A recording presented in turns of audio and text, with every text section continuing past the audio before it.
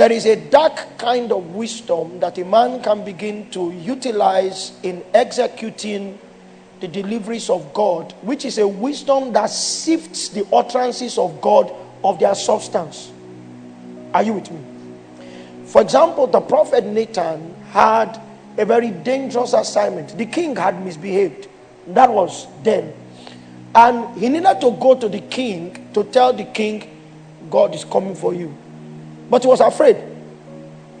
So he found out that when he got to the king, what he decided was to build a story. And the king as he was quick to bring judgment. That thing that this one would do to the man. And then he now said, you are the man.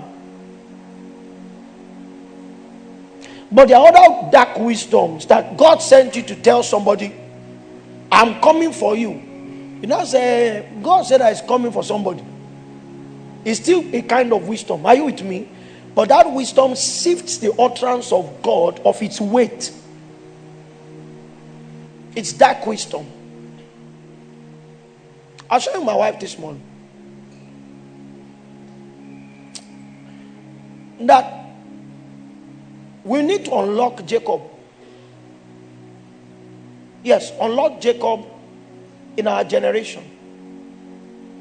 I may not have the ranking to speak to the generation above, but we need to unlock Jacob in our generation, because there's a strange wisdom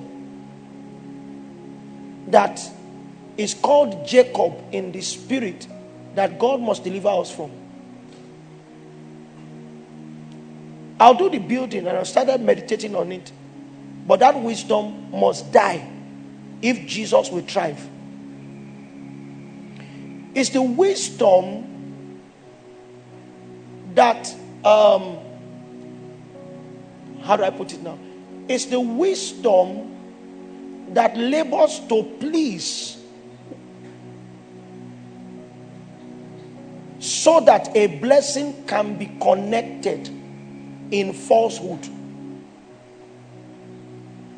So that if you were a father in the land and I wanted to inherit your wisdom, I will look for what massages your ego, even if God is angry with you. And I'm going to do that thing. Clothe myself in a garment that you like. Ensure that my smell is a smell that appeals to you, even though my true perspectives is different. My nature is different.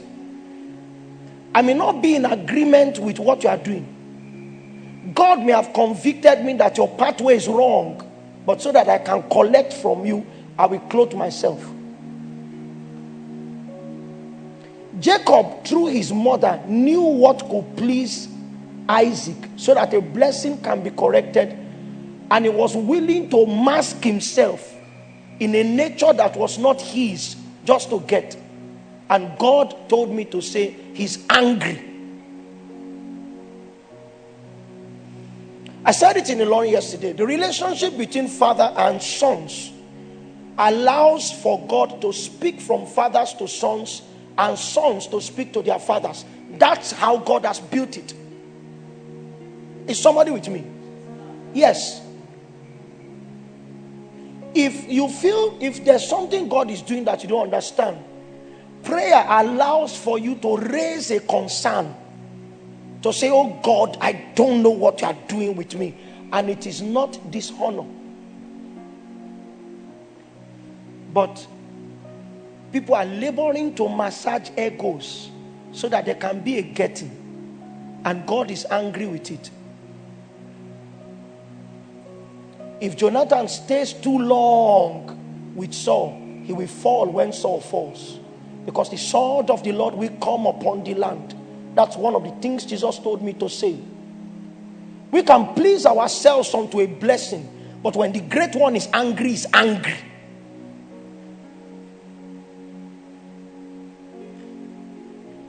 Be careful what you align yourself with.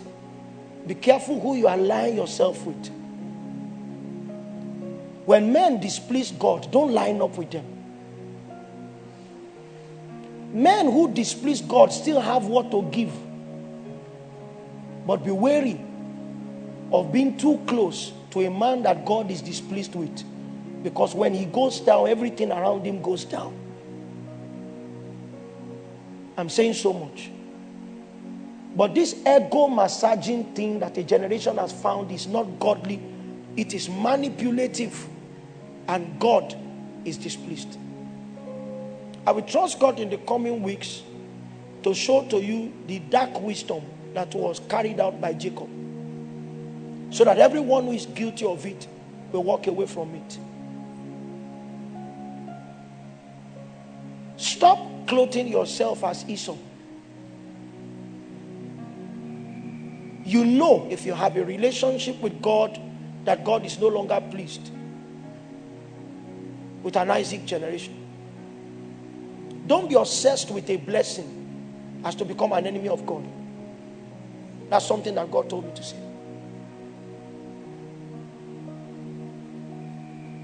Don't be obsessed with relevance and become an enemy of God. Standards in this kingdom are straightforward standards. And God, according to scriptures, is no respecter of persons. It's a rising movement in Nigeria,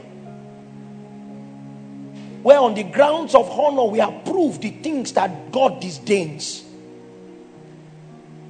And we massage the egos of people who have gone south in their pursuit of God. People who are no longer upholding kingdom values, we massage their ego in the name of honor. God frowns at it. Remember, ultimately there are three sides in every battle. And three sides have emerged on the Nigerian Christian landscape. A father generation, a generation of sons, and God. We've blessed the name of the Lord for the fathers who have aligned with God. And like we raised a cry in the Lord yesterday, till they see Jesus, God will keep their feet from failing. Is somebody saying amen? Amen. However, there are those who have failed God. And if you have a relationship with God, you know that they have failed. You know that this quagmire that we are in, where there is no more king in the kingdom and every man does what comes to his mind, where the authority of scriptures is no longer the authority, and men with twisted interpretations are trying to apportion to us a pathway to travel. When you find people who have taken a position against God and against his word, don't align with them, because judgment is coming. Before this mess began, he spoke to us when we gave the declarations for the year, that all kind of strange obscenities will be heard in the name of error, and it will last for 9 months. And that by the end of the month of September, a sword will rest upon our land. May you not be outside the camp of God when the sword comes.